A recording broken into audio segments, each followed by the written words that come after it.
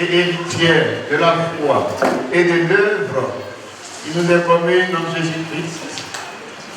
Que la grâce et la paix vous soient abondamment multipliées de la part de Dieu, le Père, le Fils et le Saint-Esprit, dans la vérité et dans l'amour.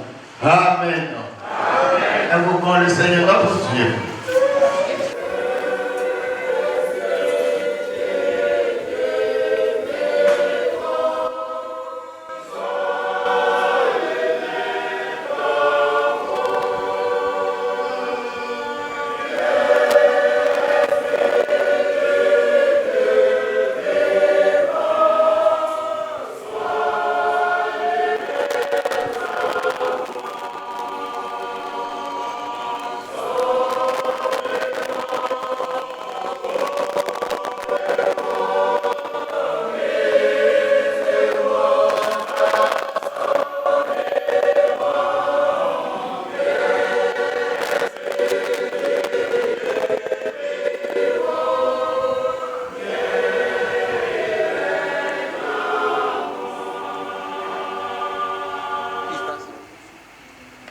Seigneur, notre Dieu et notre Père, tu te plais à voir tes enfants assemblés en ton nom.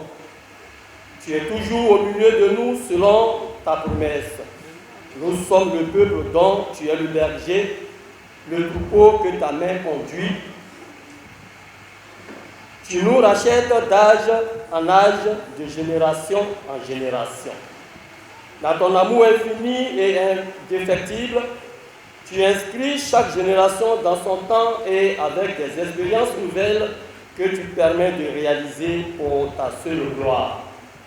Aujourd'hui, ici rassemblés dans ce temple, nous sommes venus te dire expressément notre joie et notre reconnaissance pour tes multiples grâces, bénédictions et bienfaits en tout temps et en notre temps. Ô Éternel, notre Dieu, Seigneur des temps et des circonstances, nous nous humilions devant ta sainte majesté et ta magnificence. Nous te révérons, nous t'adorons, Seigneur. Peuple de Dieu, veuillez vous lever pour que nous puissions contempler ce Dieu grand, merveilleux, dont l'amour indéfectible nous attache et nous dépasse. Chorale Béthanie, nous chantons au cantique numéro 32 de notre recueil, Gloire à Dieu.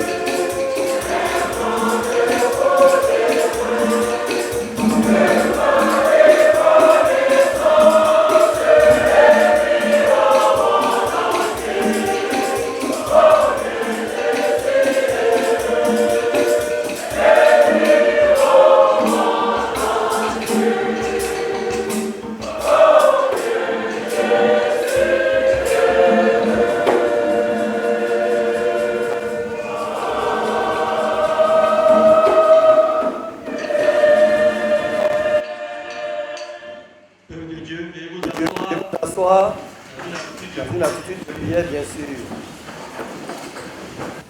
Oui, depuis des temps anciens à ce jour, nous avons su compter sur ton amour, ta fidélité, ta miséricorde et ton pardon.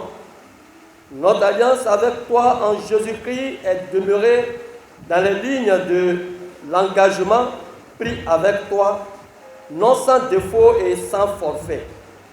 Aujourd'hui, en cette célébration de reconnaissance, dans l'unité de ton peuple méthodiste d'Israël à Cabré-Bois, nous prenons conscience que dans nos limites, en bien de manière, nous n'avons pas pu faire correctement ce que nous devrions faire. Nous nous sommes même haïs, tiraillés, querellés. En tout cela, ô Seigneur, nous avons péché en pensée, en parole et en acte. C'est pourquoi nous déchirons nos cœurs, nous revêtons le sac de la cendre et la cendre, nous tombons sur nos faces à tes pieds et nous te demandons pardon. Seigneur, que chacun de manière personnelle se confesse au Seigneur. Parle à ton Dieu, montre-lui là où tu es tombé. Notre Dieu est un Dieu qui sait tout, qui voit tout. Parle-lui. Il est prêt à te pardonner si tu reconnais tes fautes. Ô Seigneur, aie pitié de nous et pardonne les péchés de ton peuple, les nôtres en particulier, mais aussi ceux de notre nation, la Côte d'Ivoire. Dans ta riche miséricorde, renouvelle-nous tes grâces, ton pardon et ta paix dans le sang de la croix pour notre communion avec toi et envers les uns et les autres. En ce jour exceptionnel, réponds de notre joie et notre espérance en Jésus-Christ, le Sauveur. Amen. Assemblée, veuillez vous lever. Gloire soit au Père, gloire au Fils, gloire au Saint-Esprit.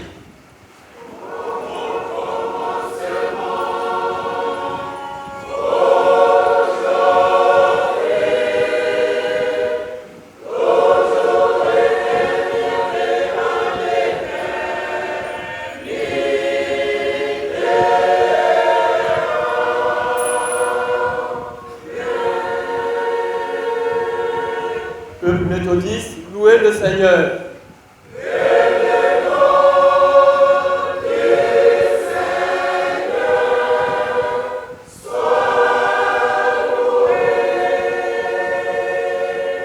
Gardant toujours cette même position, nous chantons au cantique 373 de notre recueil Gloire à Dieu.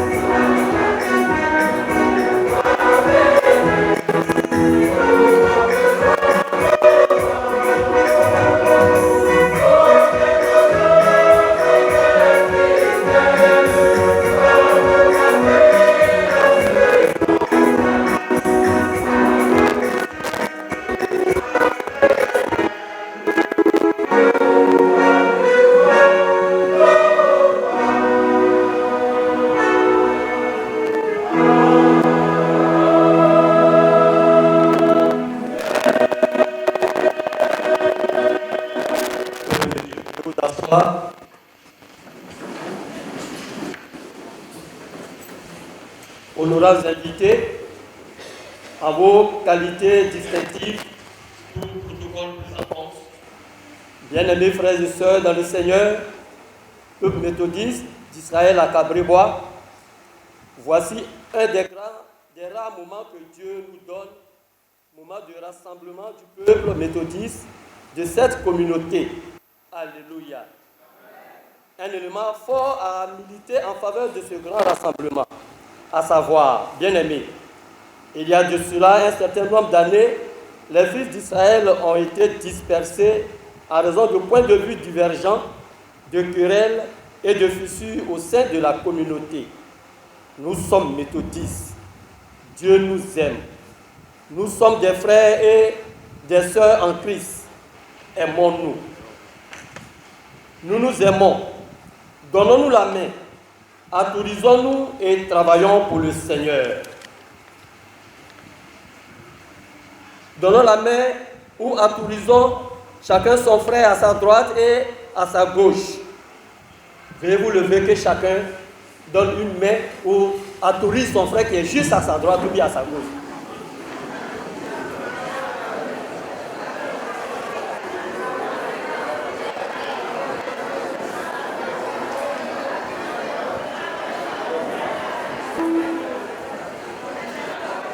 Merci.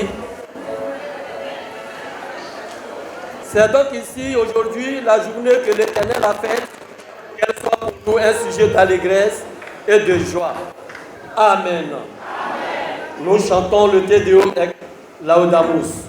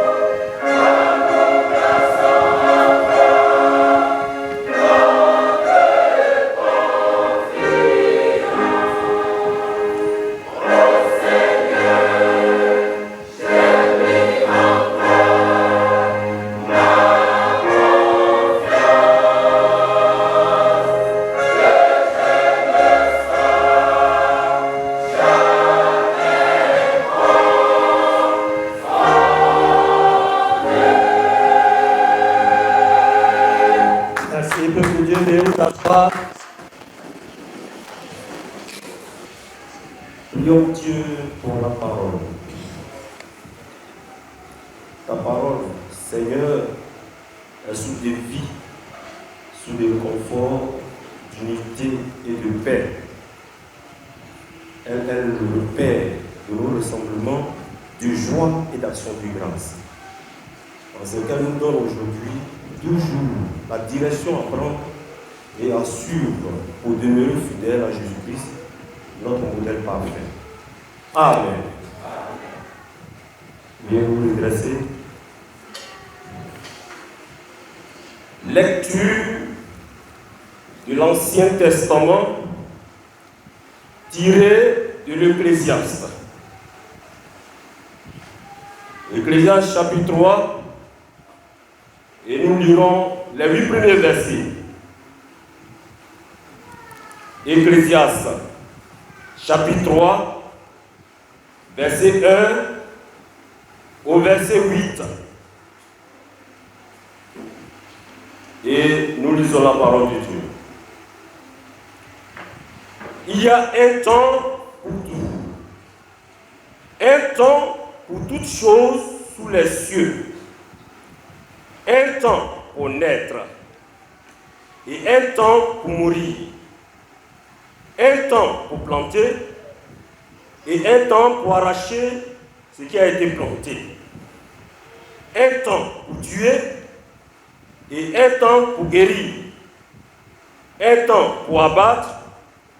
Et un temps pour bâtir. Un temps pour pleurer. Et un temps pour rire. Un temps pour se lamenter. Et un temps pour danser. Un temps pour lancer des pierres. Et un temps pour ramasser des pierres. Un temps pour embrasser. Et un temps pour s'éloigner des embrassements. Un temps pour chercher et un temps pour perdre. Un temps pour garder et un temps pour jeter. Un temps pour déchirer et un temps pour coudre. Un temps pour se taire et un temps pour parler. Un temps pour aimer et un temps pour haïr. Un temps pour la guerre et un temps pour la paix. Amen.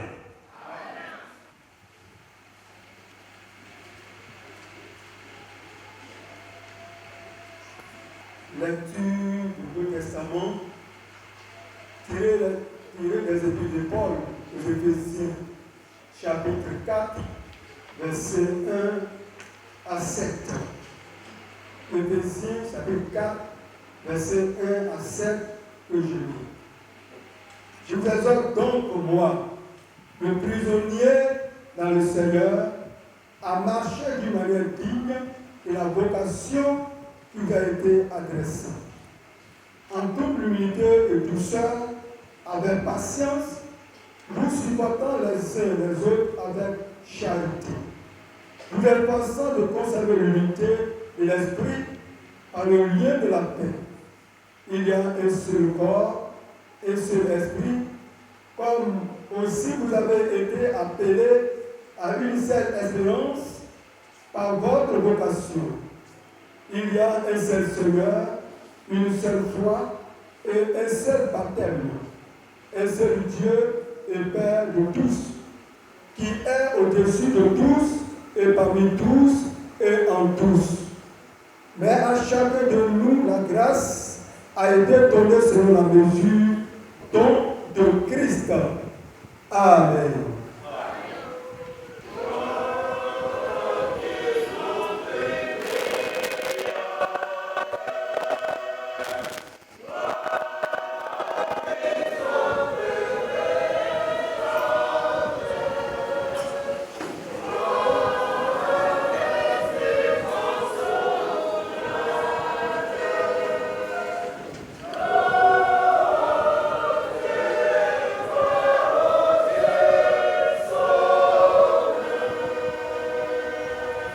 Nous chantons au Gloire à Dieu numéro 586.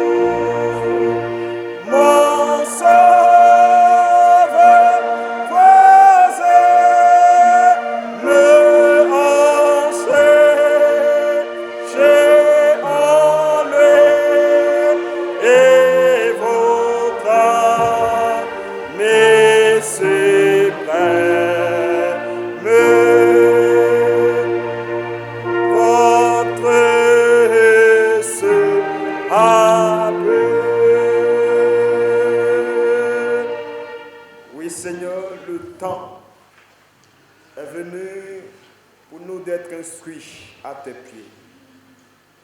Nous voulions t'inviter, Seigneur, à prendre toute la place. À prendre toute la place et à donner gloire à ton nom. Par Jésus-Christ, ton Fils, notre Seigneur. Amen.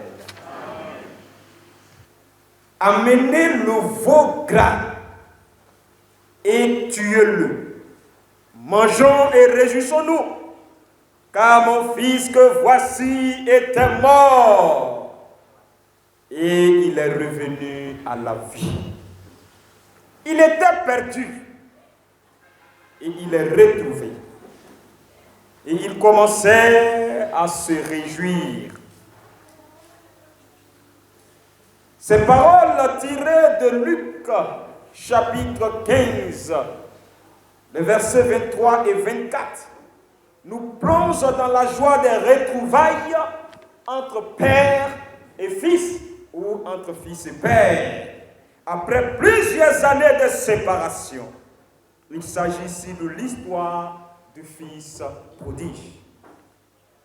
Le culte de ce jour présente également la joie des retrouvailles entre des frères. Pour cette circonstance, les textes de l'Ecclésiaste chapitre 3, versets 1 à 8 dans l'Ancien Testament et Éphésiens chapitre 4, versets 1 à 7 dans le Nouveau Testament nous ont servi d'appui. Le thème choisi pour la circonstance est ainsi libellé: le retour des enfants d'Israël. Pour notre prédication, les versets 1 à 3 d'Éphésiens chapitre 4 nous serviront de versets de méditation. Voici alors ce qui est écrit. Je vous exhorte donc, moi le prisonnier dans le Seigneur, à marcher d'une manière digne de la vocation que vous a été adressée, en toute humilité et douceur, avec patience, vous supportant les uns les autres avec charité, vous efforçant de conserver l'unité de l'esprit par le lien de la paix. Amen. Pour une bonne compréhension de notre thème, nous suivrons le plan ci-après. Grand 1, contexte historique. Grand 2, compréhension du thème. Et grand 3, implication pour nous ce matin. Et enfin, conclusion. Contexte historique. L'apôtre Paul écrit cette lettre vers l'an 60 et 62 après Jésus-Christ, alors qu'il se trouve en prison à Rome, en résidence surveillée. Le texte d'Éphésiens chapitre 4, le verset 1, s'ouvre d'ailleurs directement sur cette réalité concrète lorsqu'il dit: je vous exhorte donc, moi le prisonnier dans le Seigneur, à marcher d'une manière digne de la vocation qui vous a été adressée. Paul n'enseigne pas depuis une position de confort, mais depuis ses chaînes, ce qui donne un poids immense à son appel, à la persévérance. Il exhorte à demeurer dans l'unité de l'esprit. Voulant se joindre à l'appel de Paul en Éphésiens chapitre 4, verset 1 à 3, les fils et les filles de l'église Israël d'Acabrébois, qui ont décidé désormais de faire route ensemble après plusieurs années de séparation. Pour certains, ont choisi ce cadre, c'est-à-dire ce culte, pour rendre ensemble gloire à Dieu. Si tel est le cas, acclamez puissamment le Seigneur.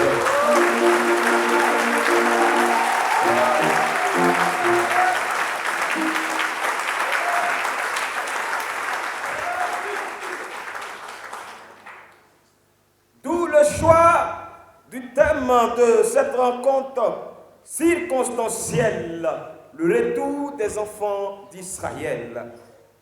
Que comprendre de ce thème? Autrefois, église protestante, devenue hier église méthodiste unie, et aujourd'hui, église méthodiste de Côte d'Ivoire, cette communauté d'Israël d'Akabwebois était la seule communauté du village. Tous les fils et les filles de ce village étaient alors des méthodistes. Ils vivaient une vie d'unité parfaite, de solidarité, de convivialité, d'amour et de foi en Jésus-Christ.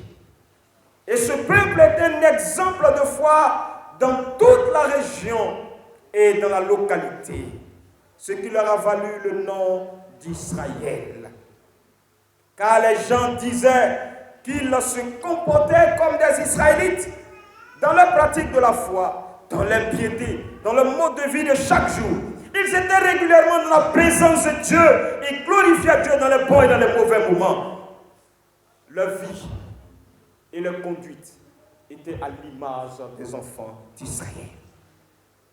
Mais comme le dit l'Ecclésiaste, il y a un temps pour toutes choses sous les cieux.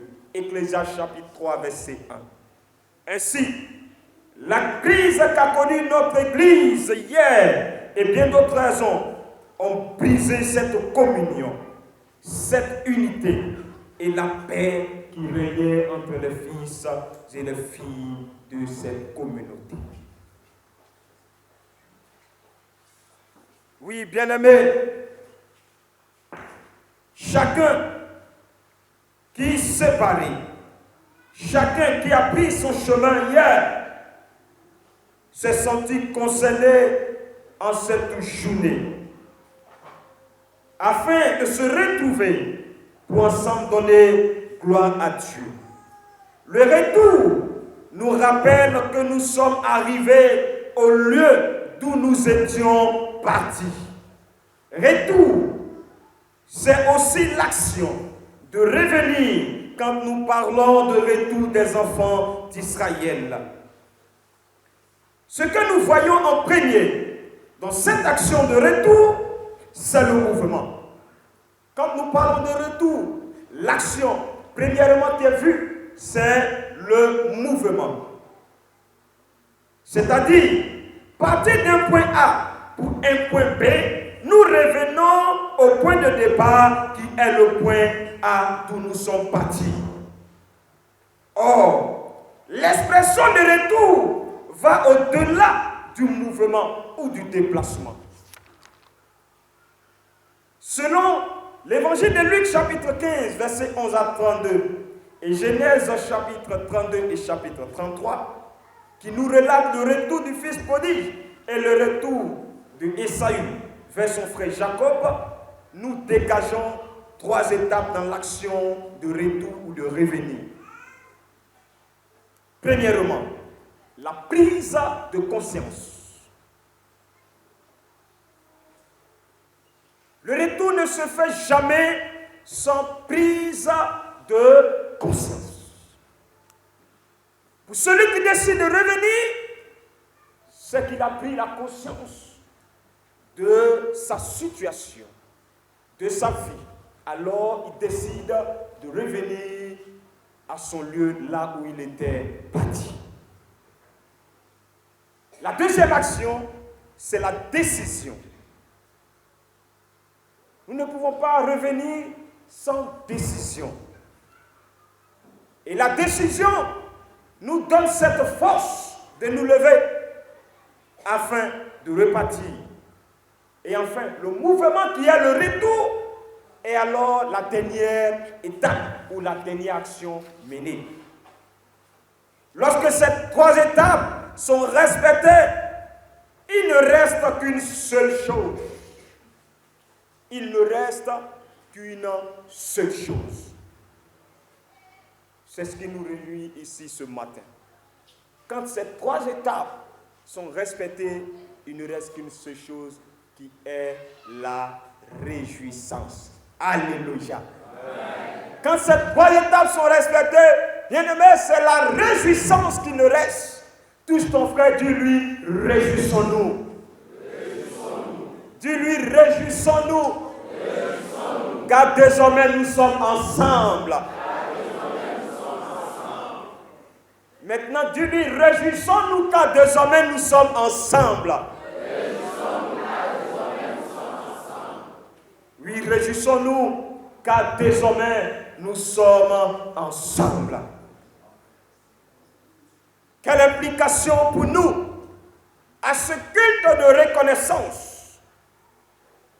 Oui, nous avons fait la lecture de 2 textes et nous avons jeté nos regards principalement dans le celui d'Éphésiens qui nous parle de garder le lien de la paix, qui nous exhorte à demeurer unis. Mais pour la circonstance, nous retiendrons 4 leçons. Premièrement, la joie d'être en famille. La joie d'être en famille. Touche ton voisin, dis-lui, il y a la joie d'être en famille. Est-ce qu'il n'y a pas la joie d'être en famille? Est-ce qu'il n'y a pas la joie d'être en famille? Mais tu ne demandes pas cette joie ce matin. Tu ne demandes pas qu'il y ait la joie d'être en famille ce matin. Tu ne demandes pas qu'il y ait la joie d'être en famille ce matin.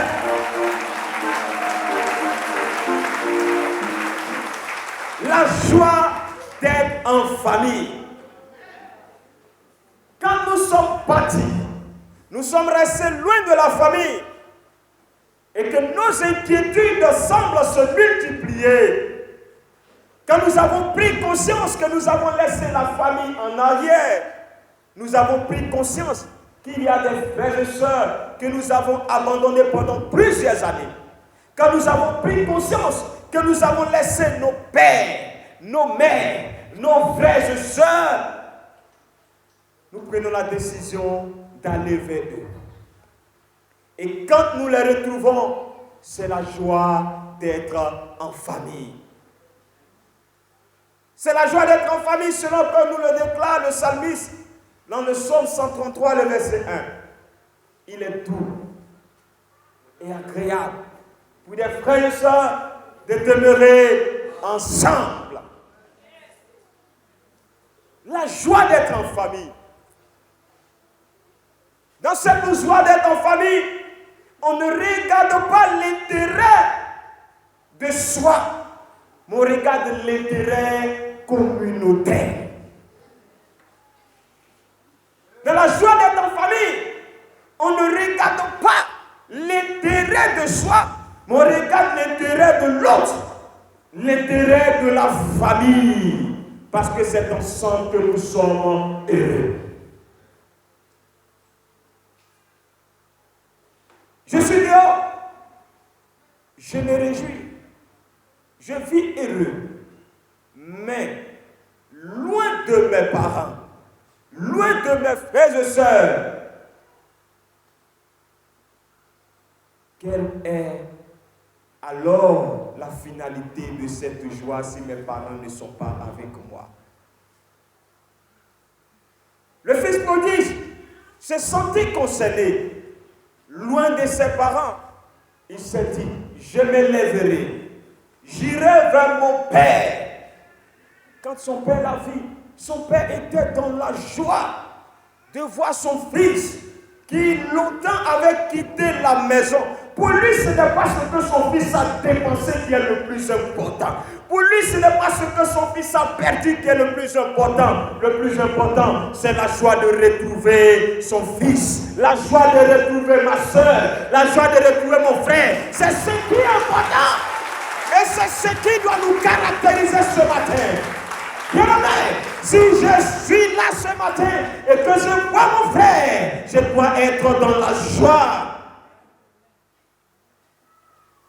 C'est cette joie qui doit nous animer. Parce que mon frère qui depuis longtemps a quitté la maison n'est pas mort. Mon frère qui depuis longtemps a quitté la maison est revenu en bonne santé. Glorifions Dieu. Glorifions Dieu.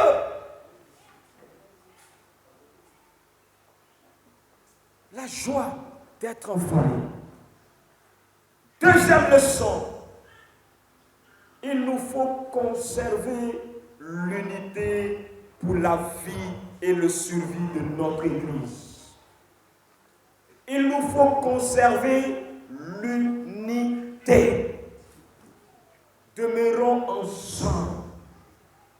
Regarde ton frère, dis-lui, demeurons ensemble. Demeurons ensemble.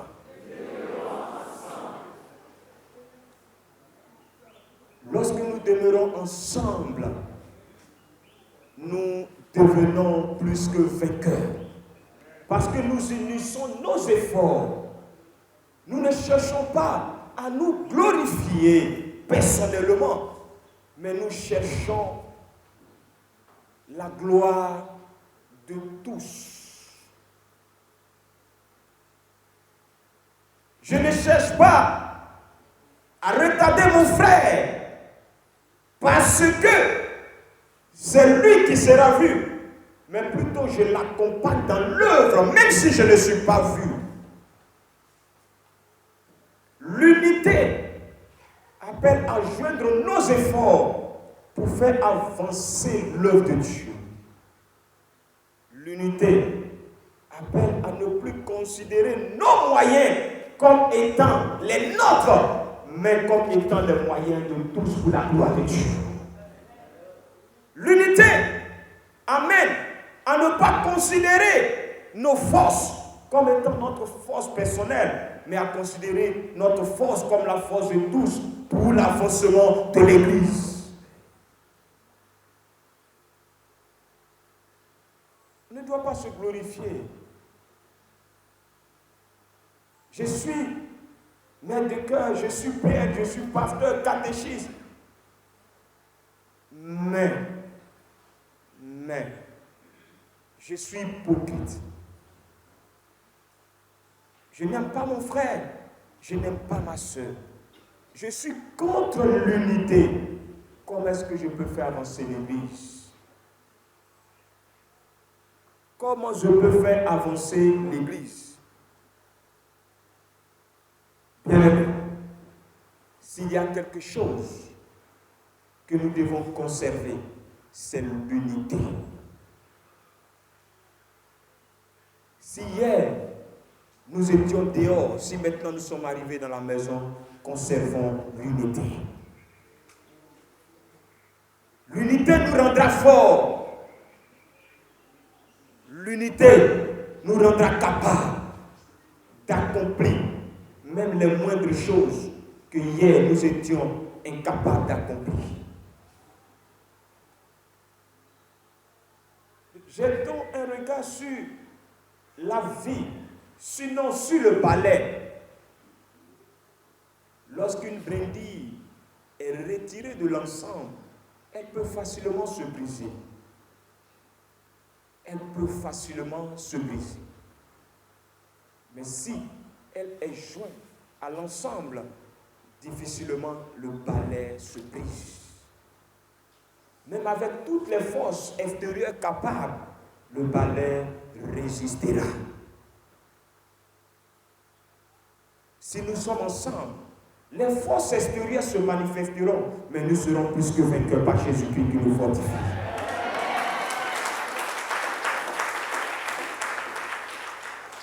Si nous sommes ensemble, quelles que soient les difficultés qui adviendront dans cette communauté, nous aurons toujours la victoire. Si nous sommes ensemble, nous allons partager nos expériences. Si nous sommes ensemble, nous partagerons nos forces. Si nous sommes ensemble, nous partagerons nos efforts. C'est lui qui met en Jésus une paix de confiance, jamais ne chancelle compléter sa délivrance par la foi. Nous marcherons, oui, par la foi. Nous triomphons. Oui, par la foi, mon Rédempteur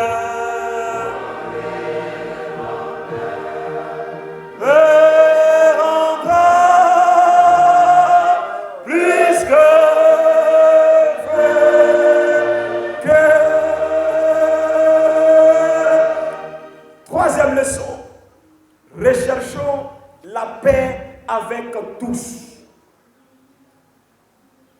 L'apôtre Paul nous exhorte en Romains chapitre 12, le verset 18. S'il est possible, autant que cela dépend de vous, soyez en paix avec tous les hommes. Soyez en paix avec tous les hommes. L'apôtre Paul ne demande pas d'être en paix avec celui-là qui est ton frère. Ne demande pas d'être en paix avec celui-là qui chante à la chorale avec toi. Ne demande pas d'être en paix avec celui qui est ton voisin à l'église. Ne demande pas d'être en paix avec celui-là qui est membre du conseil comme toi. Ne demande pas d'être en paix avec celui-là qui a les moyens comme toi. Ne demande pas d'être en paix avec celui-là qui donne à l'église. Mais il dit avec tous les hommes, le riche ou le pauvre, le malheureux ou l'heureux,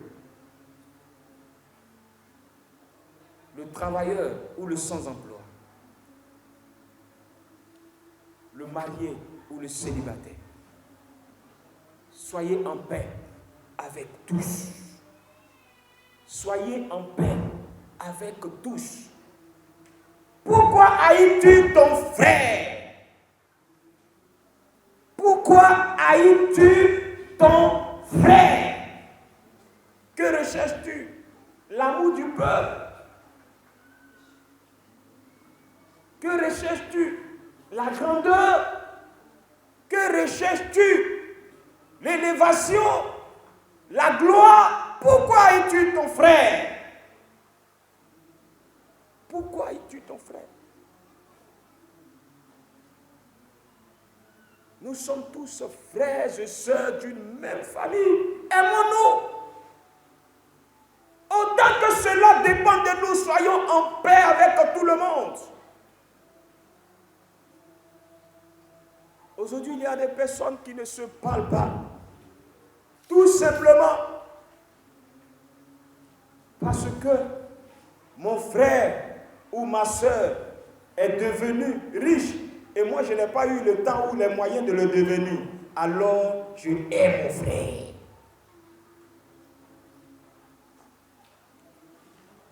Parce que les enfants de mon frère ou de ma soeur travaillent et que mes enfants ne travaillent pas, je hais mon frère. Parce qu'il a cette grâce d'être béni que moi je ne le suis pas, je hais mon frère. Recherchons la paix. Aujourd'hui, ce qui nous met ensemble dans ce temps est plus grand que ce qui hier nous a divisés. Ce qui nous rassemble aujourd'hui est plus fort que ce qui hier nous a divisés. C'est Jésus-Christ qui nous rassemble. C'est Jésus-Christ qui nous unit. C'est Jésus-Christ qui nous fortifie. C'est Jésus-Christ qui marche avec nous. Et Christ est plus fort que nous. Si nous comptons sur le Seigneur, nous irons loin. Car avec Christ, nous ferons des exploits. Si nous marchons avec Christ, nous saurons que nos forces nous ont été données pour combler les limites de l'autre.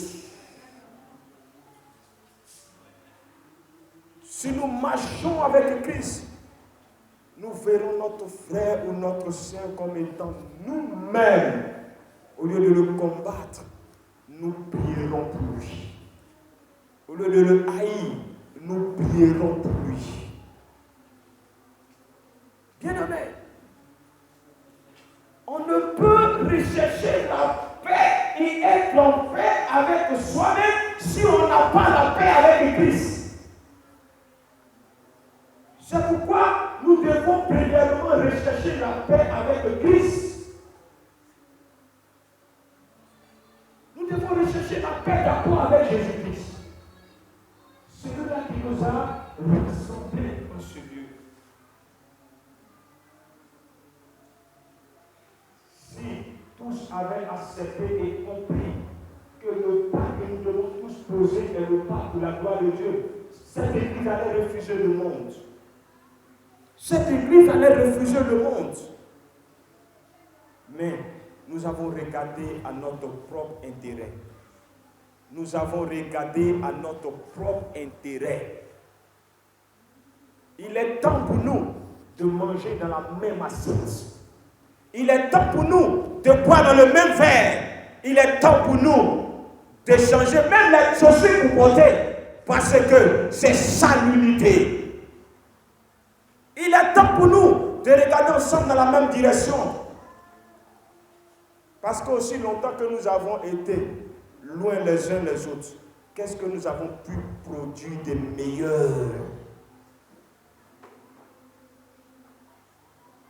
La seule fondation sur laquelle nous devons nous poser afin d'avancer, c'est Jésus-Christ. Pour bien bâti, il n'est qu'un fondement. Pour réussir, il faut un roc. Si Jésus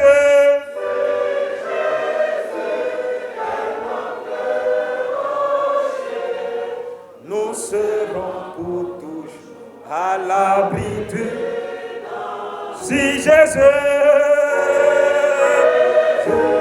est notre rocher, nous serons pour toujours à l'abri du danger.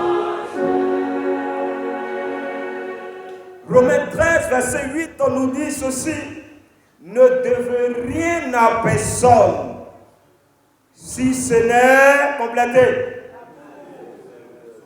Si ce n'est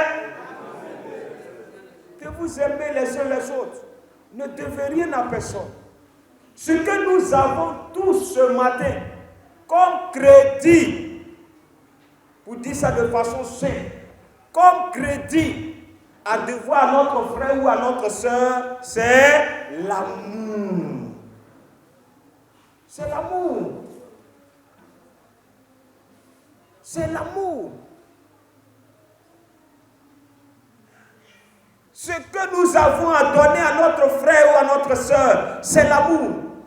Ce n'est pas la haine, ce n'est pas les querelles, ce n'est pas l'envie, la jalousie, c'est l'amour que nous devons donner à notre frère et à notre soeur.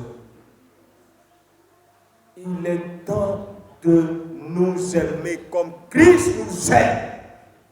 Il est temps de nous aimer.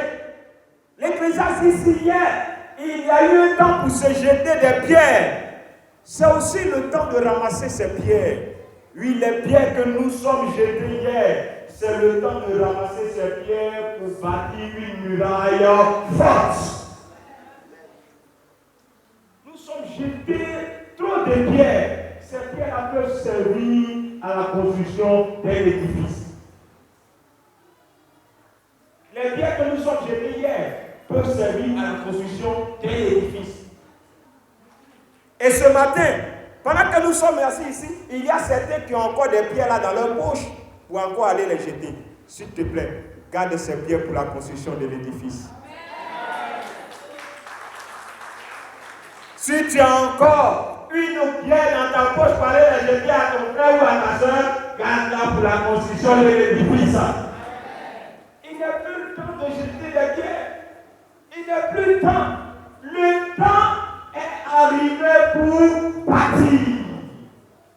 Le temps est arrivé pour bâtir. Le temps est arrivé pour s'embrasser. Le temps est arrivé pour construire. Le temps est arrivé pour aimer. Le temps est arrivé pour avancer. L'heure n'est plus à la haine. L'heure n'est plus à la jalousie. Peuple d'Israël, le temps des retrouvailles est le temps de l'amour fraternel. Peuple d'Israël, montrons par cette unité, par cette solidarité qui est à régner au milieu de nous qu'aujourd'hui nous démontrons. Montrons ça aux yeux de la nation pour que la nation tout entière marche dans l'unité, dans la joie et dans la paix véritable.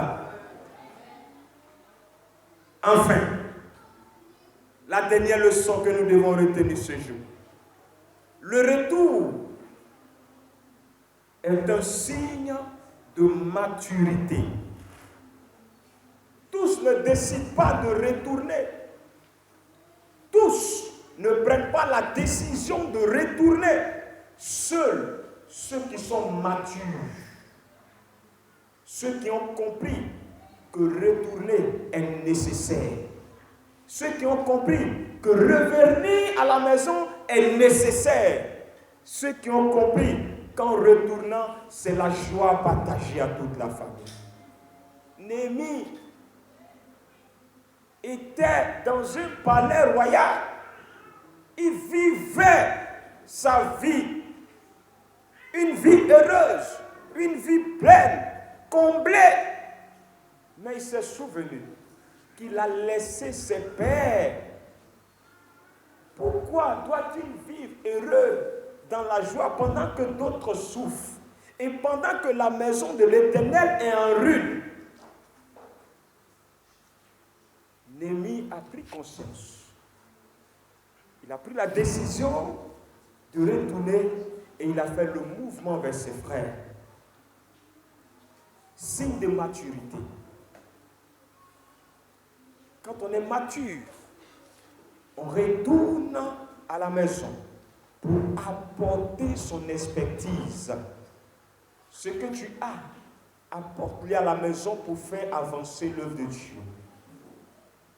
Par ce culte de reconnaissance, d'unité et de nouveau départ, parce que c'est un nouveau départ,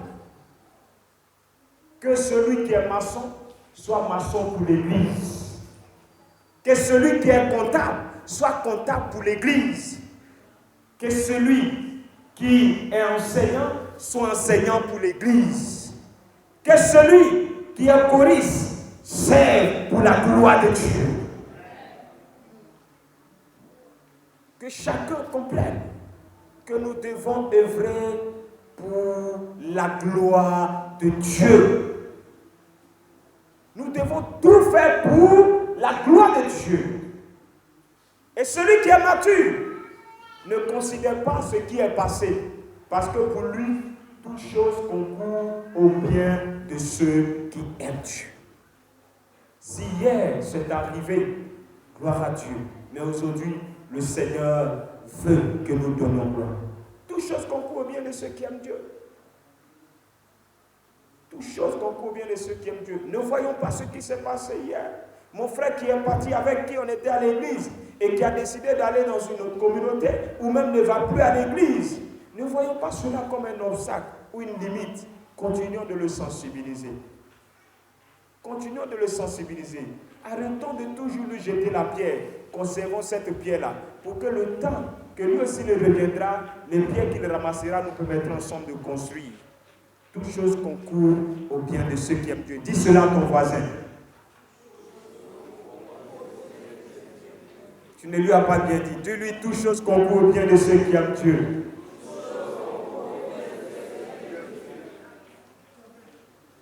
Toutes choses concourent au bien de ceux qui aiment Dieu.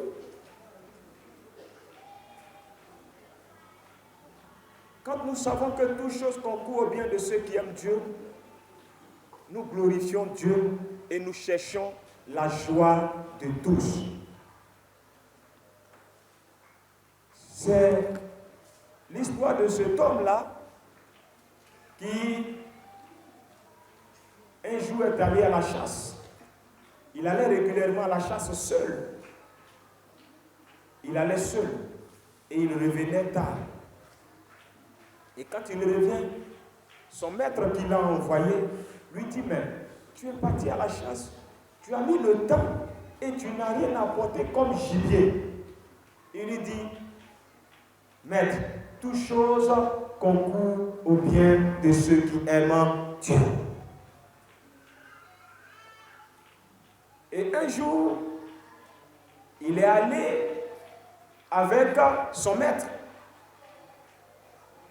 Et voici que ils étaient en face d'un lion. Et le lion a commencé à les poursuivre. Le lion les a poursuivis jusqu'à arriver au moment. Il est tombé et son maître s'est enfui. En luttant avec le lion, il s'est débattu. Le lion a coupé son doigt. Mais il a pu tuer le lion. Son maître est arrivé à la maison. Il est étonné de voir son serviteur arriver. Ah, vraiment, le lion ne t'a pas tué? Il dit, le lion ne m'a pas tué. Mais j'ai lutté, j'ai pu abattre le lion, je l'ai déposé dans la cour. Il dit vraiment, Yako à toi, parce que tu n'es pas mort. Il dit, mais j'ai eu un doigt coupé. Il dit vraiment, Yako. Il dit, toute chose concourt au bien de ceux qui aiment Dieu. Pour lui, le doigt coupé aussi est pour la gloire de Dieu. C'est vrai ou c'est faux? Et voici qu'un autre jour, il va à la chasse et il tombe sur des mercenaires qui font sacrifice humain. Les gens l'attrapent et on l'envoie pour aller le tuer.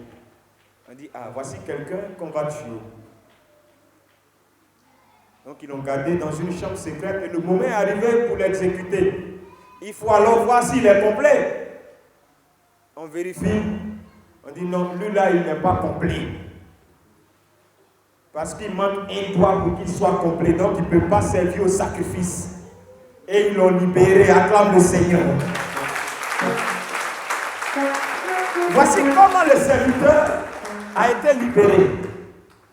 Et quand il est arrivé, il dit à son maître, je suis allé seul en brousse et je suis tombé sur des mercenaires qui m'ont saisi pour un sacrifice humain. Mais ils se sont rendus compte qu'il me manque un doigt, donc je ne suis pas complet. Et le maître qui va lui dire, vraiment toute chose concourt au bien de ceux qui aiment Dieu. Parce que si ce jour on allait ensemble, c'est moi qu'ils allaient prendre. Le serviteur a été sauvé. Son maître également a été sauvé. Ils sont restés ensemble. Ils sont restés un. Et rien n'a pu séparer le maître et son serviteur. Quel que soit ce qui va arriver dans cette période d'unité où nous avons décidé de faire route ensemble, levons les yeux, disons toutes choses en concours au bien de ceux qui aiment Dieu. Même s'il nous arrive de pouvoir nous quereller, remettons-nous toujours ensemble, car toute chose concourt au bien de ceux qui aiment Dieu. Même s'il nous arrive de nous battre le lendemain, remettons-nous toujours ensemble, parce que toute chose concourt au bien de ceux qui aiment Dieu. C'est comme dans les bons couples. Il y a toujours pas là le matin, mais le lendemain, c'est la joie. C'est comme dans les bons couples. Il y a palabre, mais la nuit réconcilie et le matin, c'est la joie. Soyons ainsi, peuple d'Israël. Que ce retour nous fortifie, que ce retour nous grandisse, que ce retour nous donne de bâtir pour la gloire de Dieu. Amen.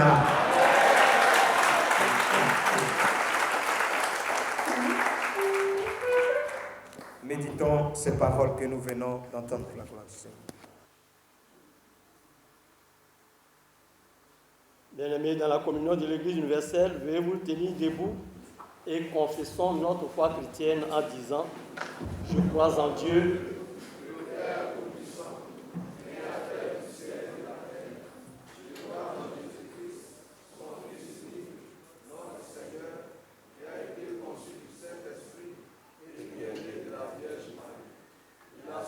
sous Ponce Pilate.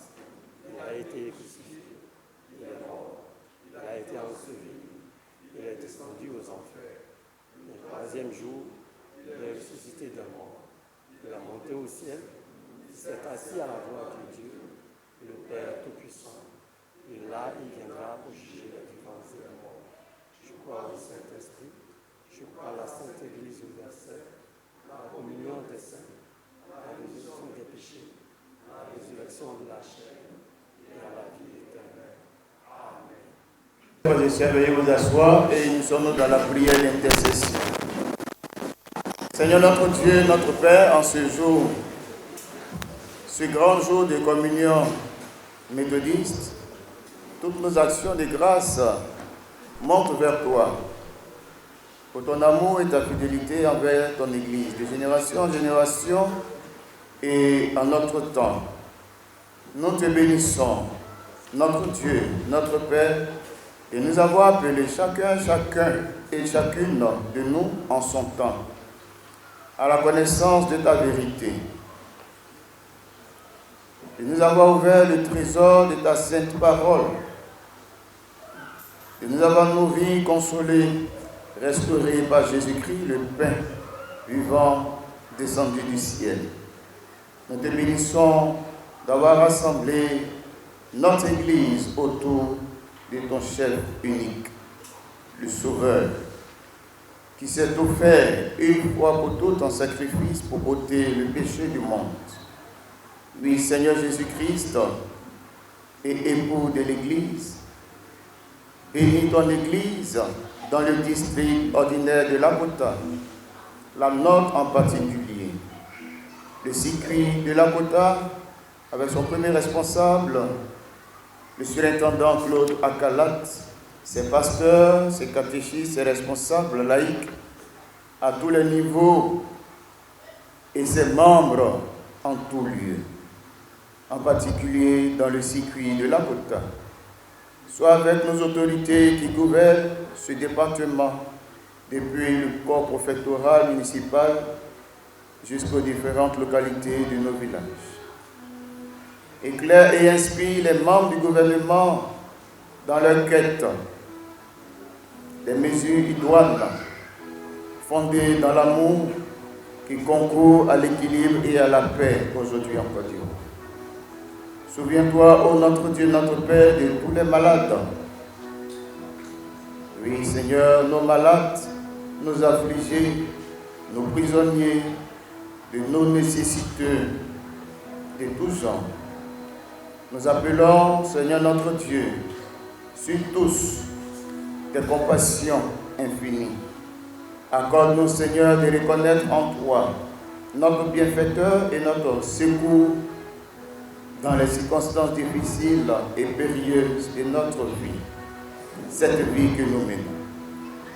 Apprends-nous à vivre nos épreuves et à les traverser par la foi et par l'espérance que nous avons en Jésus-Christ.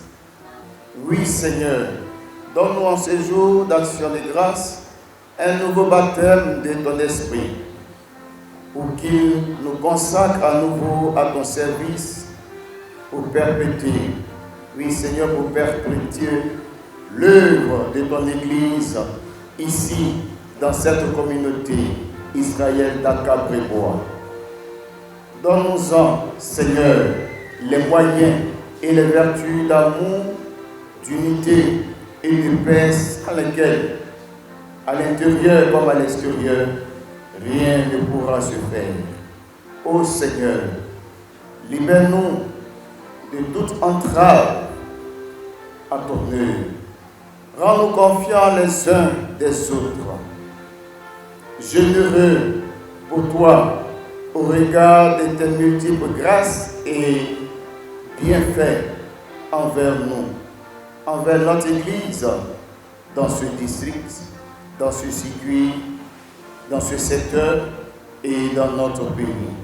Seigneur notre Dieu, merci d'avoir pourvu au bien de l'organisation de cette grande communion méthodiste pour que ton Église ici rassemblée te rende à juste titre l'hommage éternel qui t'est dû par tes enfants qui sont touchés par tes actions et tes bénédictions. Merci Seigneur pour tout ce que tu as fait pour nous, pour tout ce que tu fais et pour tout ce que tu feras encore pour nous, collectivement et de manière individuelle. Au nom de Jésus-Christ, le chef béni de l'Église, notre Seigneur et notre Sauveur. Amen. Nous chantons de notre Père.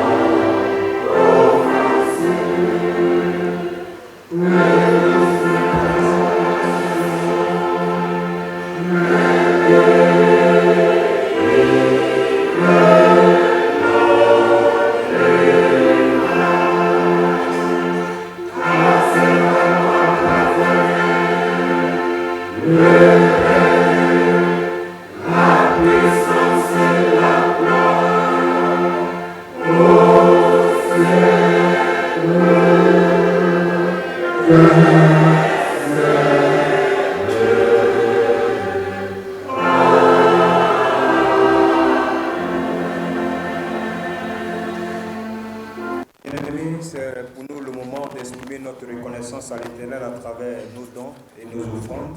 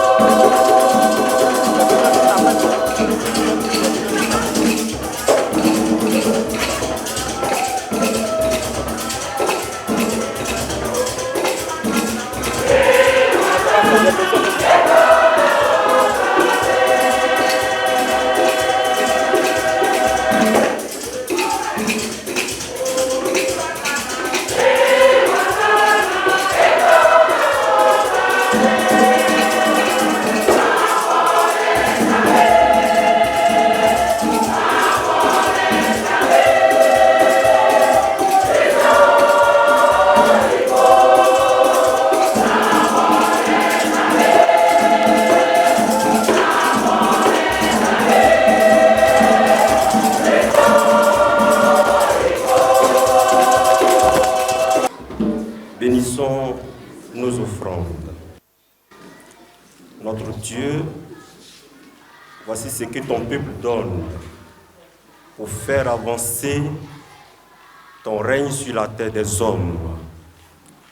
Seigneur, nous t'en supplions, bénis ces offrandes et pourvois aux besoins de chacun dans la souffrance, dans les difficultés que ton peuple mène. Père, essuie les larmes de chaque jour et bénis-les abondamment. C'est au nom de Jésus que nous avons prié. Amen. Nous allons faire place à la diaspora. Nous allons pour cela permettre à la chorale à Cabrebois Israël d'exécuter un court cantique pour recevoir la diaspora.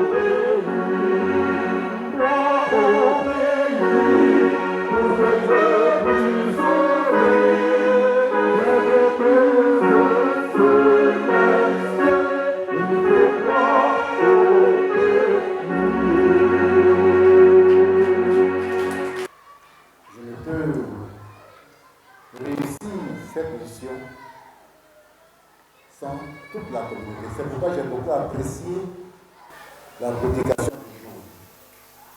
Ma première activité a été de manifester ma reconnaissance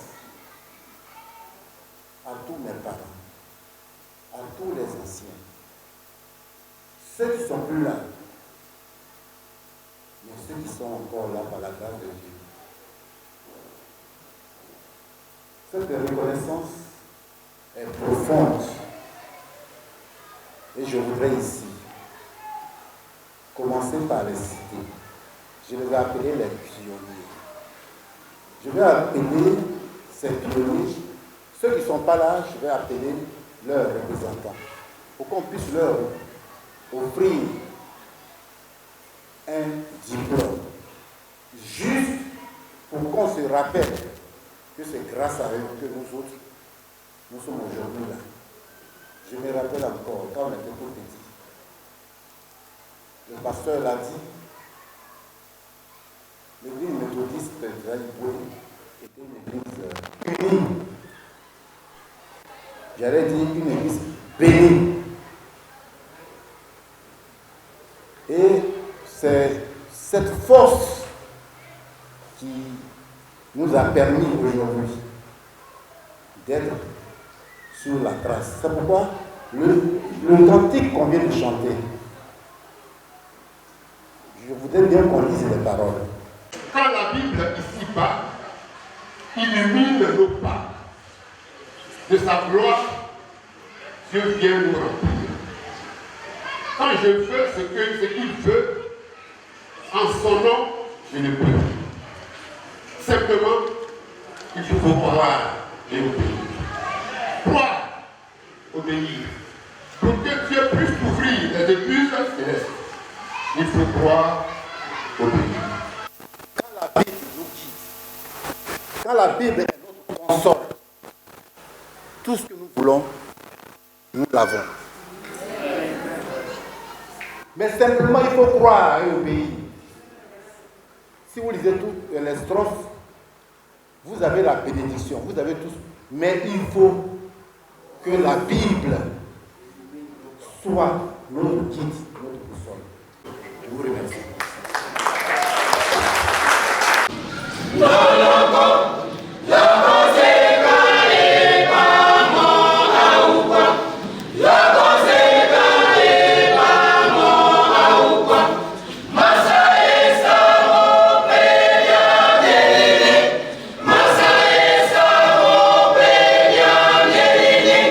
Allez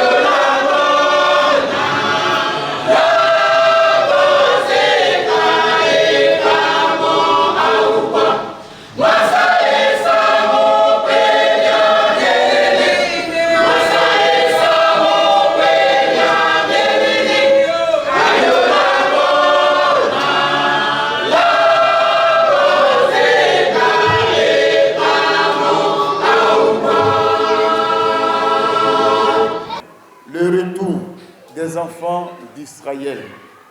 Chers frères et sœurs, le contexte dans lequel nous sommes s'inscrit dans le cadre de la réconciliation des fils et filles de cette communauté ecclésiale. Comme le pasteur a eu à le dire dans son message, nous étions tous loin. Et Dieu, dans sa grâce, nous a permis de nous réunir. Nous avons traversé les vents et les marées avec une résilience face à toutes ces épreuves.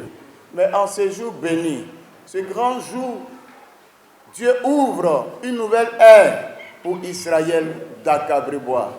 Dieu ouvre une nouvelle page et il écrit l'histoire d'Akabrebois. Pour emprunter donc le mot du pasteur Stéphane, cette activité augure la notion de responsabilité et de maturité dans cette communauté. Akabrebois vient de loin, mais aujourd'hui, Akabrebois laisse tomber tout. C'est vrai ou c'est vrai? C'est vrai ou c'est vrai? Vous voyez, Akabrebois, tout ce parterre de responsables, de sommités ici, et tous, et nous tous, nous sommes témoins qu'un jour, nous nous sommes retrouvés ici, à Akabrebois, Israël, à l'effet de dire merci à Dieu pour cette dynamique de communion fraternelle. Sachez-le, Dieu est témoin. Ce que nous devrions faire avec la grâce de Dieu, ce que le surintendant devait faire avec la grâce de Dieu, il l'a fait. Ce que la diaspora également devait faire en termes de responsabilité, cette responsabilité, elle l'a accomplie. Vous, Akabrebois, les fils et les filles d'un même Père qui est Dieu. Je ne veux pas revenir sur le message du pasteur, mais tout a été dit. Il y a un temps pour toutes choses. Le temps de faire parler est fini. Aujourd'hui, c'est le temps de s'autoriser. De s'autoriser. Et que cette dynamique soit un effort sincère qui vient de vos entrailles. Alléluia. Nous avons fait corps pour que cette activité ait lieu. Cependant, votre responsabilité est engagée. Votre responsabilité est engagée. Comptons donc sur la grâce de Dieu et le Seigneur nous donnera la force. Merci donc pour votre présence. Que le Seigneur nous soit en grâce. Que Dieu nous donne la force de telle manière à ce que nous voulons comme idéal soit une réalité dans cette communauté et au-delà des témoins de cette réconciliation. Puisse le Seigneur nous bénir au nom de Jésus. Amen. Amen. Amen. Et Amen. Merci au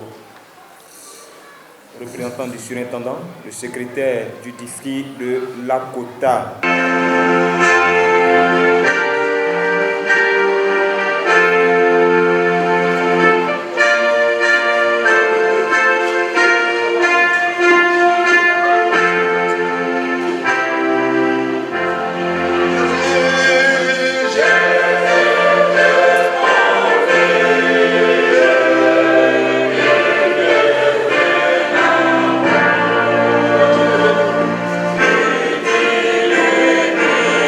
Jusqu'à ce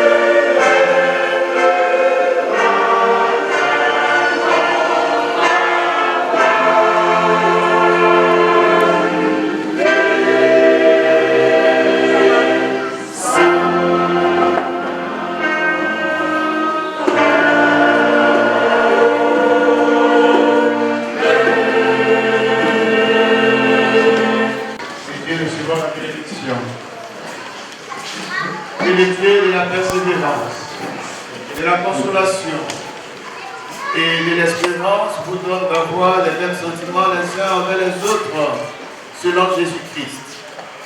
Qu'il vous remplisse de toute joie et de toute paix dans la foi, pour que vous dépendiez en espérant par la puissance du Saint-Esprit. Chers frères et sœurs, allez dans sa paix, allez dans sa joie. Amen. Amen.